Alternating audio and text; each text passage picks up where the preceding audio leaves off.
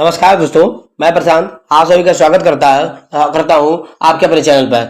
तो जैसे कि आप जान रहे हैं कि हमने हिंदी की क्लास शुरू की है, जो कि उत्तर प्रदेश पुलिस कांस्टेबल और जो आपकी जूनियर असिस्टेंट की पेपर जो होने वाला है 5514 और जो भी एग्जाम जो है एसआई हो, उसमें जो भी हिंदी का सिलेबस है उसके हिसाब से हमने एक क्लास शुरू किया जो कि डेली लगभग 15 मिनट के लिए आती है। तो कल हमने क्लास शुरू किया था और हमने बताया था कि ये क्लास कैसे चलेगी और सारा टॉपिक इसमें कंप्लीट किया जाएगा। जो भी लगभग 35 टॉपिक करीब हिंदी के हैं, सारे टॉपिक यहाँ पे धीरे धीरे करके कंप्लीट किए जाएंगे। तो हमने शुरू किया था वर्णमाला, ठीक है। तो अब वर्णमाला में हम स्वर वाला पार्ट जो पढ़ चुके थे, आज हम व्यंजन को पढ़ने वाले हैं कि व्यंजन के प्रकार क्या हैं और कौन कौन से व्यंजन के प्रकार होते हैं और व्यंजन कितने होते हैं, ठीक है। तो आज उसका हम अध्ययन करने वाले हैं, ठीक है।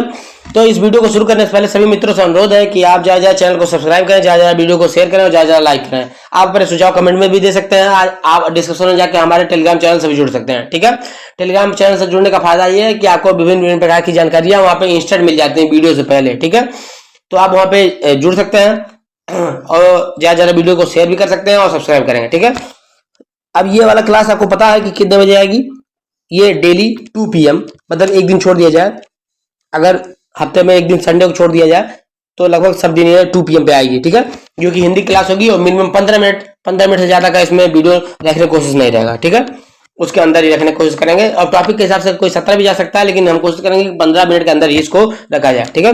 जिसमें हम सारे हिंदी को कवर करेंगे, जो कि उत्तर प्रदेश पुलिस और जो एसआई की भर्ती आने वाली यूपीपी में, बाकी का जूनियर असिस्टेंट जो 5512 वाली वैकेंसी चल रही है, और जितने भी यूपी ट्रिपल पेट, अगर पेट भी मान लिया जाए, देखिए पेट भी आने वाला है, तो उसके लिए बहुत ही लाभकारी होगी और बहुत ही इंपॉर्टेंट होगी, ठीक है। चलिए शुरू करते हैं हम व्यंजन के बारे में, ठीक है।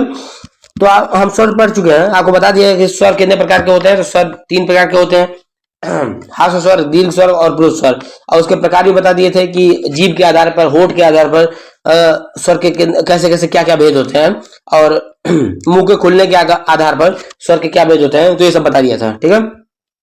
अब आज हम बात करने वाले हैं व्यंजन के बारे में, ठीक है।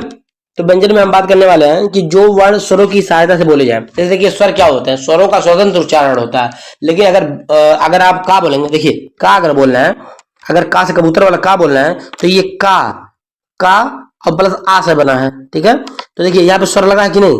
अगर आपको का बनाना है तो उसमें स्वर लगाना पड़ेगा, ठीक है। मतलब किसी व्यंजन को अगर बनाना है तो अगर आप उसमें स्वर नहीं ऐड करेंगे तो आप उसका उच्चारण कर ही नहीं सकते हैं, ठीक है।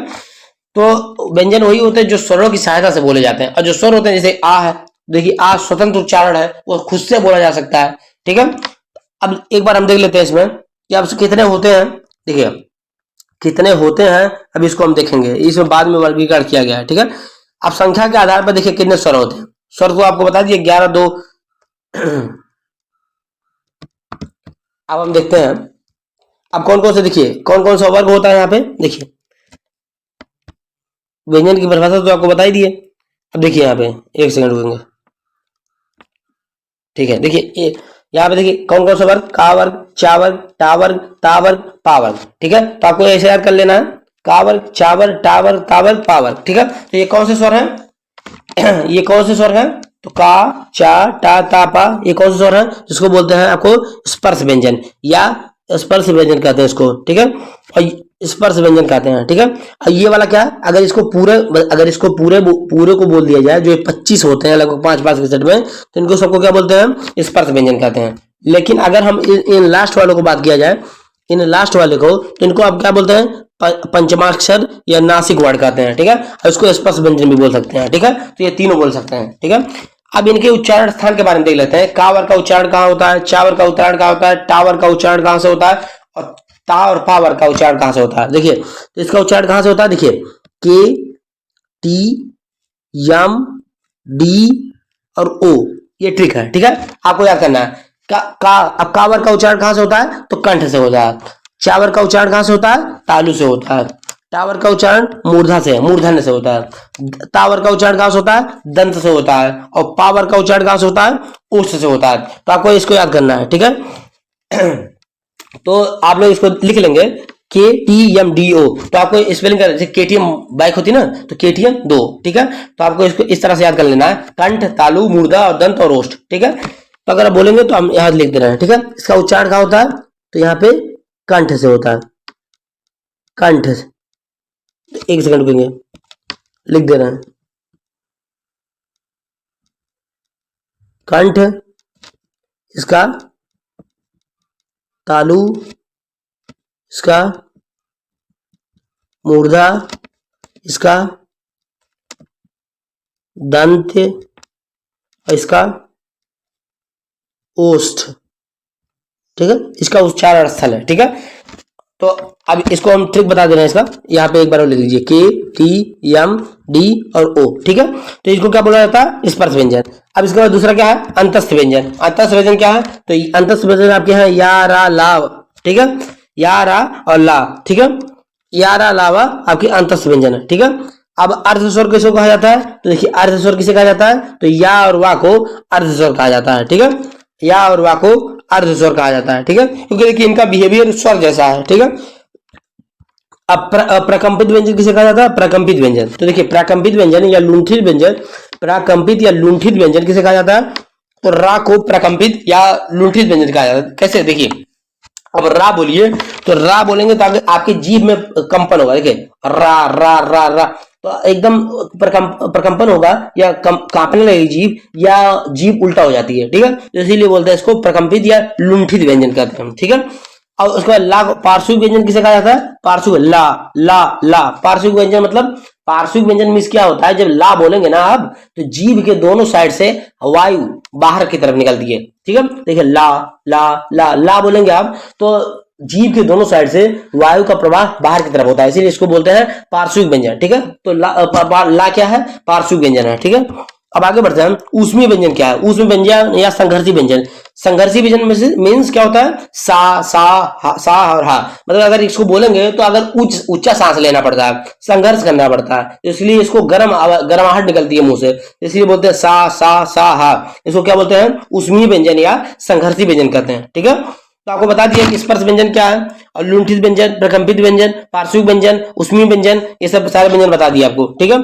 अब हम नीचे देखते हैं क्या है, सात पंक्तियों में व्यंजन लिखे जाते हैं। अब देखिए पूछ सकता है कि व्यंजन कितने पंक्तियों में लिखा जाता है, तो 7 पंक्तियों में व्यंजन लिखे जाते हैं। 7 पंक्ति कैसे हुआ, 5 तो आपके पार्श्विक वाले हो गए, और नीचे अंतस्थ और उसमें नीचे 2 हो गए, ठीक है। अब एक संयुक्त व्यंजन भी होते हैं। संयुक्त व्यंजन कैसे बनते हैं, देख लीजिए संयुक्त व्यंजन कैसे बनते हैं। संयुक्त व्यंजन कौन कौन आता है, तो श्रा, छा, त्रा और ज्ञा, तो छा त्रा ज्ञा और श्रा, छा त्रा ज्ञा श्रा। अब श्रा कैसे बनता है, तो देखिए श्रा बनता है बड़ा वाला सा और रा से श्रा बनता है, छा कैसे बनता है, का और सा से छा बनता है, त्रा कैसे बनता है, ता और रा से त्रा बनता है, और ज्ञा कैसे बनेगा, जा और इया से ज्ञा बनता है। तो इसको आप याद कर लेंगे। पूछ सकता है कि संयुक्त व्यंजन क्या है, तो संयुक्त व्यंजन आपके छा, त्रा, ज्ञा और श्रा है, ठीक है।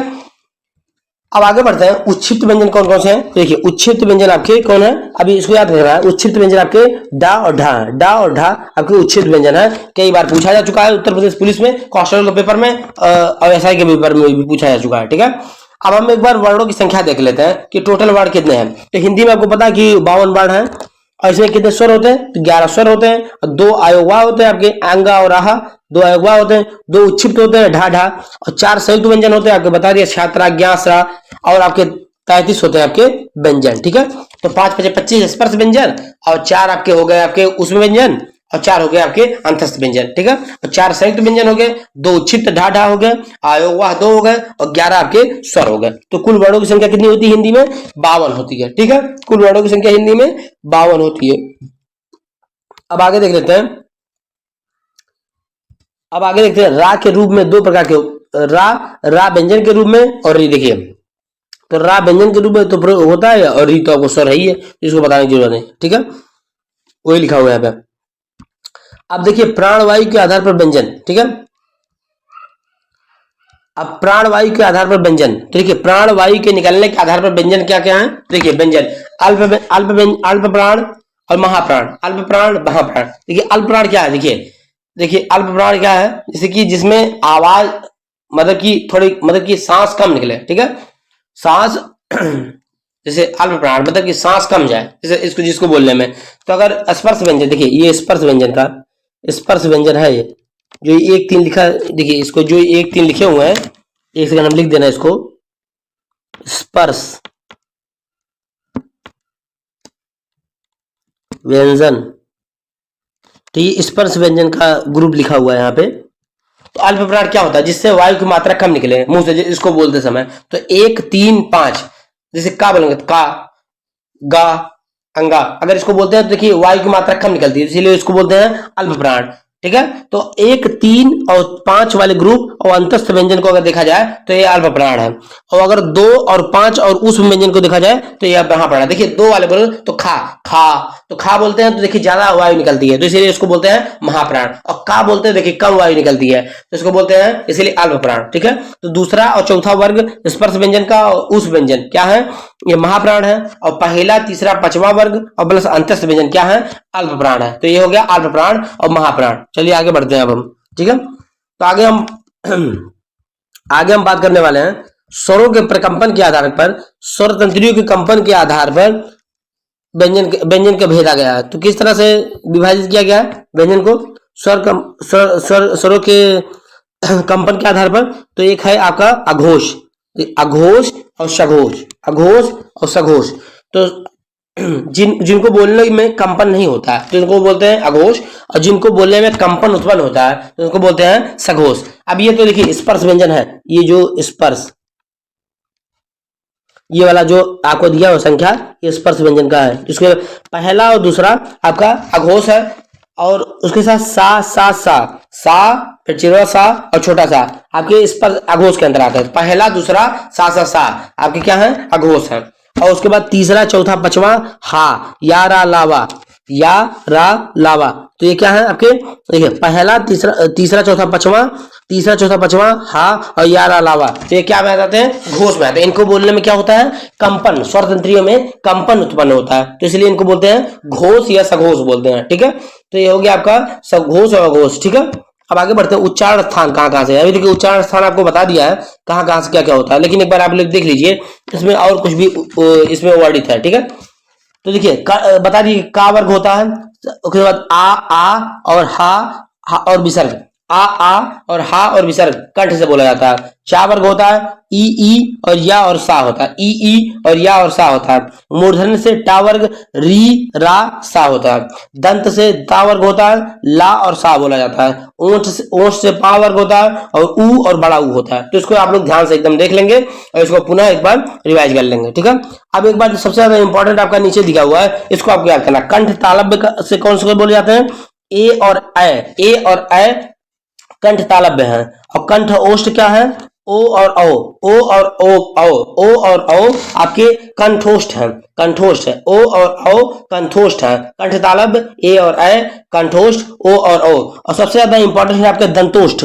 दंतोष्ठ कौन सा वर्ड है? तो वाह आपका दंतोष्ठ। देखिए दंतोष्ठ में देखिए दांत, आपका दांत में जीभ नहीं लगेगा, ऊपर से ओठ भी खुलेगी। देखिए वह तो वाह क्या है आपका? दंतोष्ठ है। कंठ तालव्य ए और ए, कंठोष्ठ ओ और दंतोष्ठ वाह है। ठीक है, तो आपका ये वर्णमाला का जो चैप्टर था पूरा फिनिश हो चुका है। ठीक है, इसमें हमने सारे बता दिया, उच्चारण स्थान कहाँ पे है, कितने वर्ड होते हैं, कौन कौन से वर्ड होते हैं, उसका परिभाषा भी बता दिया हमने। ठीक है, तो अब वर्णमाला चैप्टर खत्म हो गया। अब नेक्स्ट वीडियो में हम मिलते हैं कि कौन सा चैप्टर शुरू करना है, वो हम शुरू कर लेंगे अपने हिसाब से। ठीक है, तो आप ज्यादा वीडियोज को लाइक कीजिए, ज्यादा शेयर कीजिए, और ज्यादा हमारे चैनल को सब्सक्राइब कीजिए। आप हमारे टेलीग्राम चैनल से भी जुड़ सकते हैं, जहाँ पे इसका लिंक डिस्क्रिप्शन में दिया हुआ है, वहां से टेलीग्राम चैनल से जुड़ जाइए। आप ऐसे ये वीडियो आपका डेली हिंदी का 2 PM को आपको मिलता रहेगा।